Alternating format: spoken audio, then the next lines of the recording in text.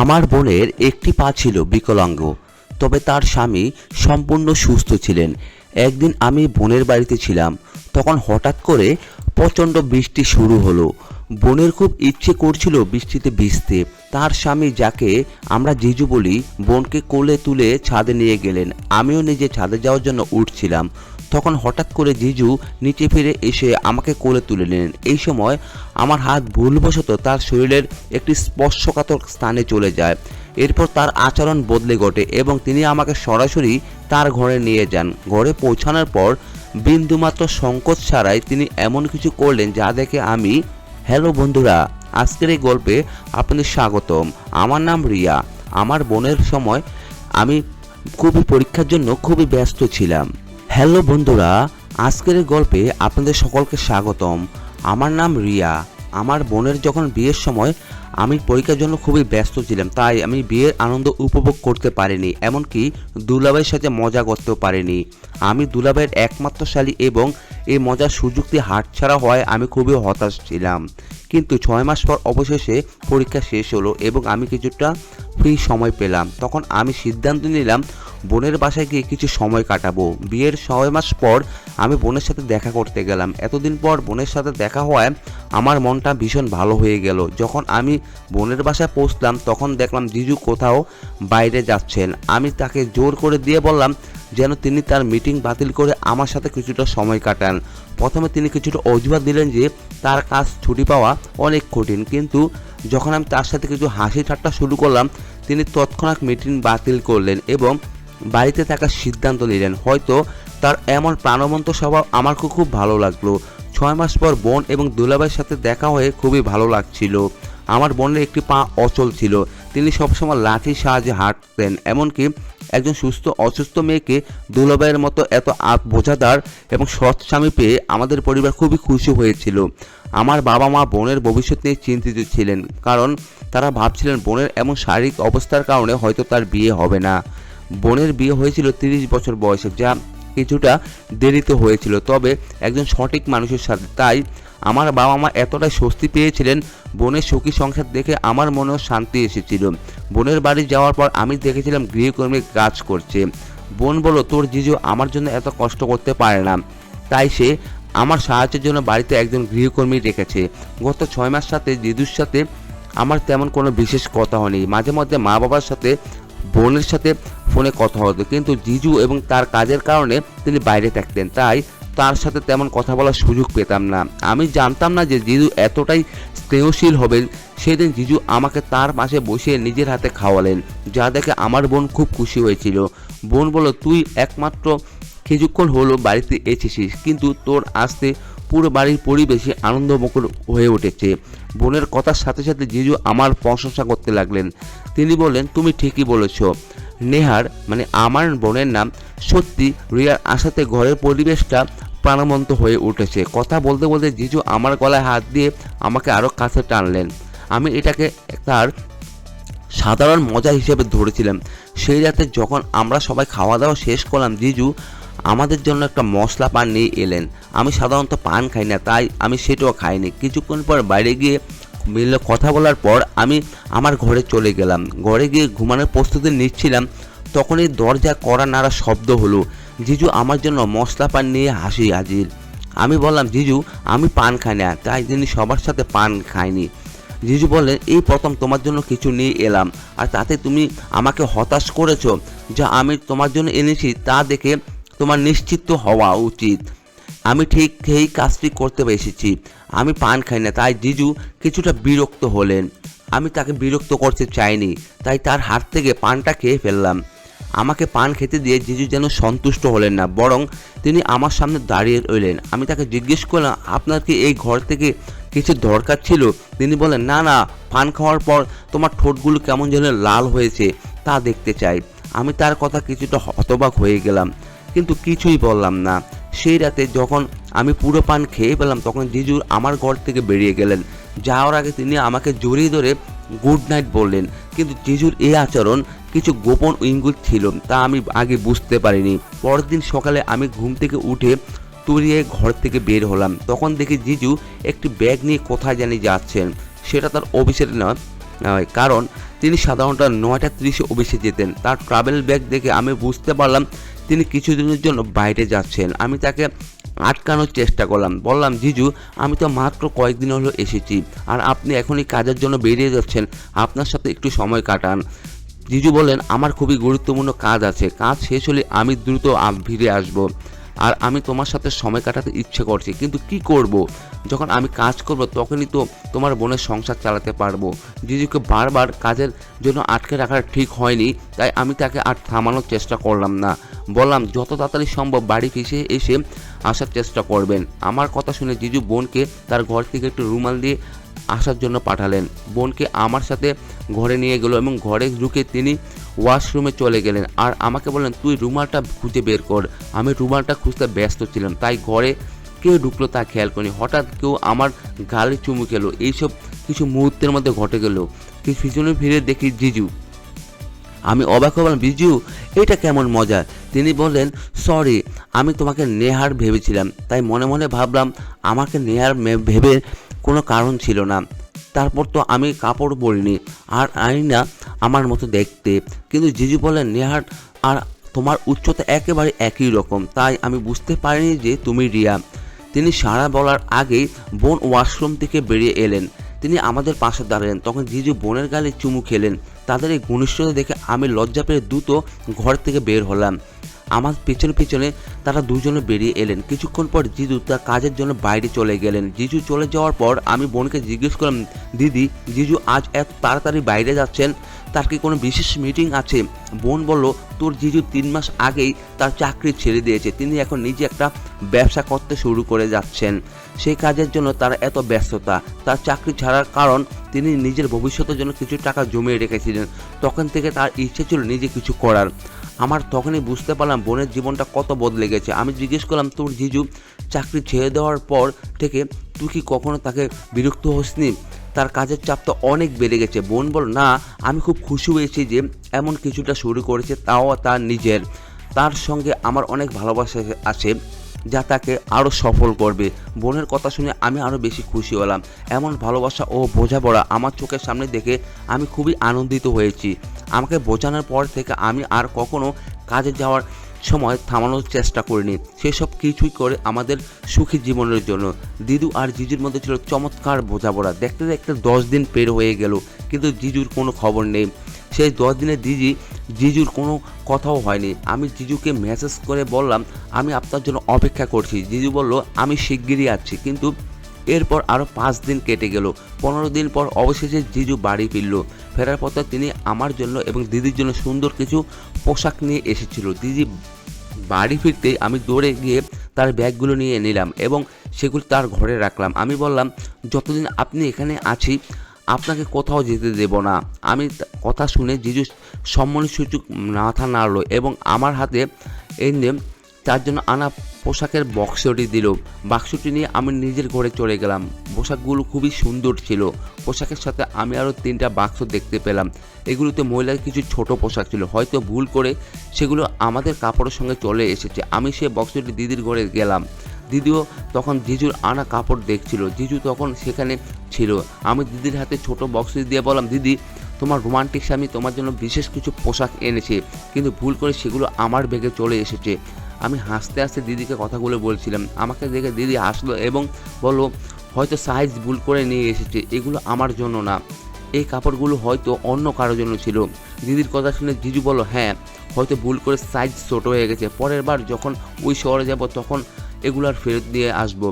এটা কি আসলে ভুল ছিল নাকি আমার জন্য আনা হয়েছিল সেটা তো জিজুই জানে। হঠাৎ আমি ঘুরে বসলাম, আমার হাতটা বিছানার এক পাশে চলে গেল। হঠাৎ বুঝতে পারলাম বিছানায় আর একটি হাত আছে। আমি তার সাথে লাইট অন করলাম, দেখি জিজু বিছানায় বসে আছে। রাত 12টায় তাকে আমার ঘরে দেখে আমি ভয় পেয়ে গেলাম। আমি বললাম, জিজু, আপনি আমার ঘরে কী করছেন? জিজু বলল, প্রথমে তোমার ভয় দূর করো, আমার বাড়িতে আমি ছাড়া আর কেউ ঢুকতে পারবে না।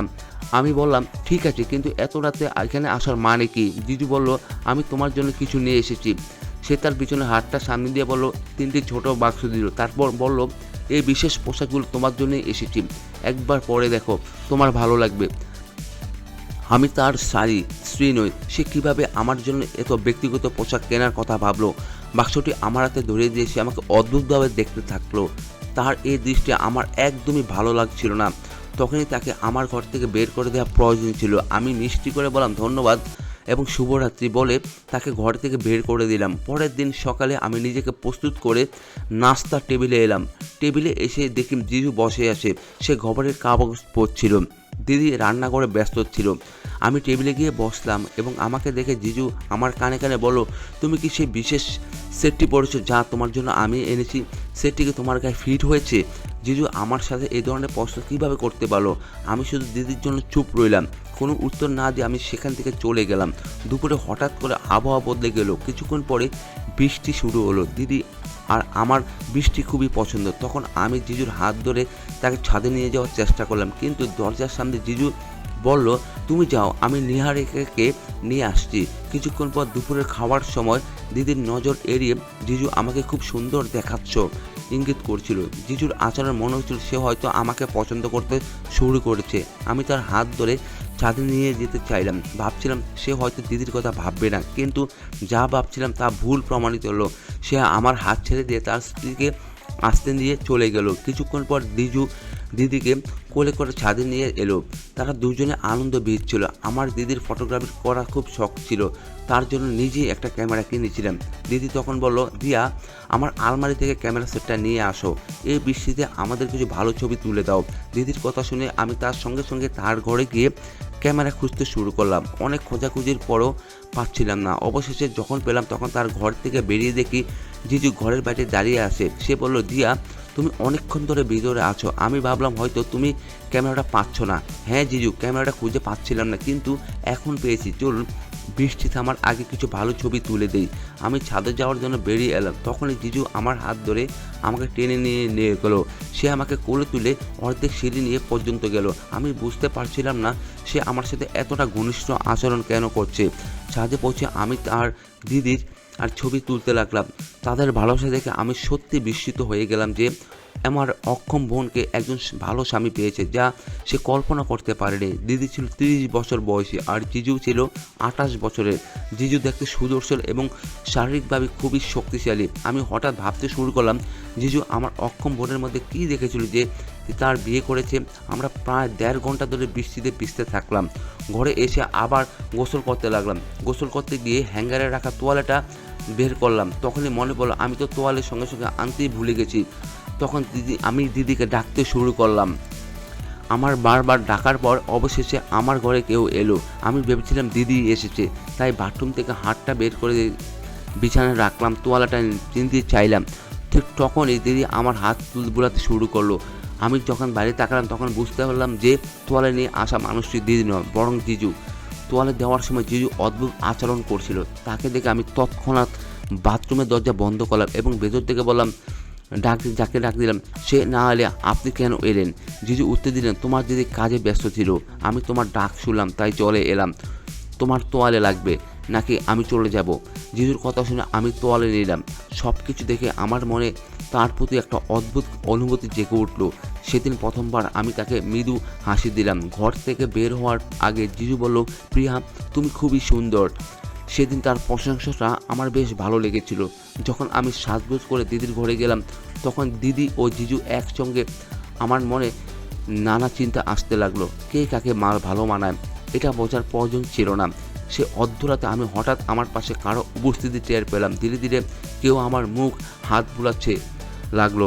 ঘরের লাইট জ্বালিয়ে দেখে যাকে সন্দেহ করেছিলাম সেই জিজুই আমার পাশে বসে আছে। তার দৃষ্টি আমার উপর পড়েছে এবং আমি ধীরে ধীরে বুঝতে পারছিলাম যে সে আমার প্রতি আকৃষ্ট হয়ে পড়েছে।